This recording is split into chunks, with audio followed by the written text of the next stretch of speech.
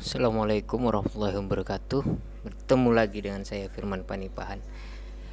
Pemberantasan korupsi seperti dejavu ya.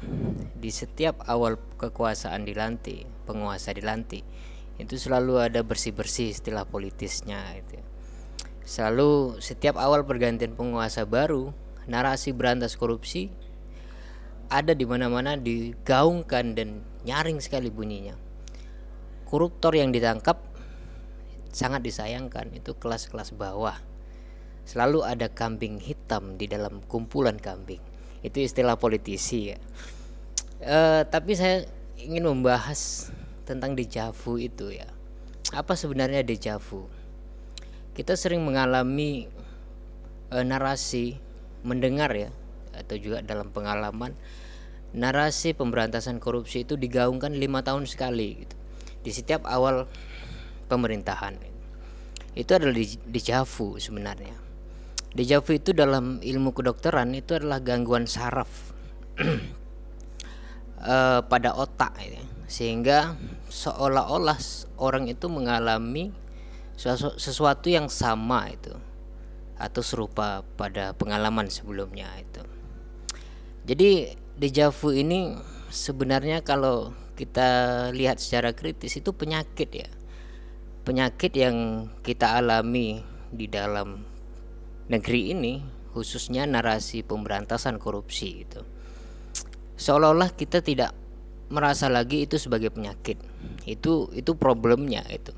Kenapa saya afirmasi dengan pernyataan bahwa dejavu itu adalah penyakit saraf atau gangguan ya.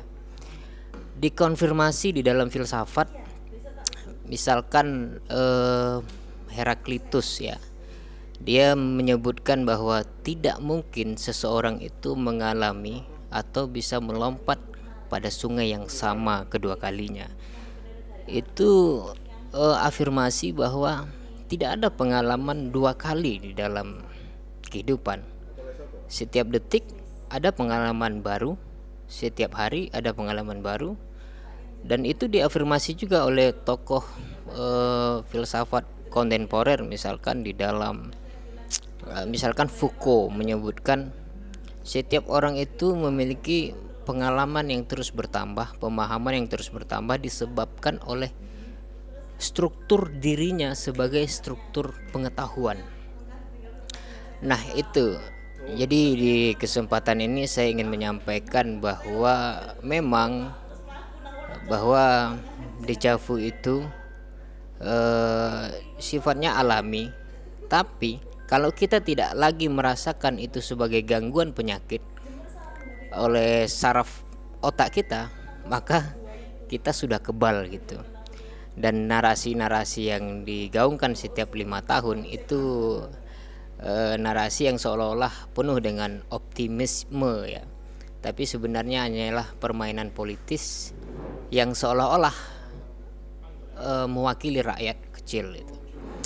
Itu aja yang dapat saya sampaikan. Semoga saja narasi pemberantasan korupsi ini bukan hanya narasi main-main ya di era Prabowo Subianto. Wassalamualaikum warahmatullahi wabarakatuh.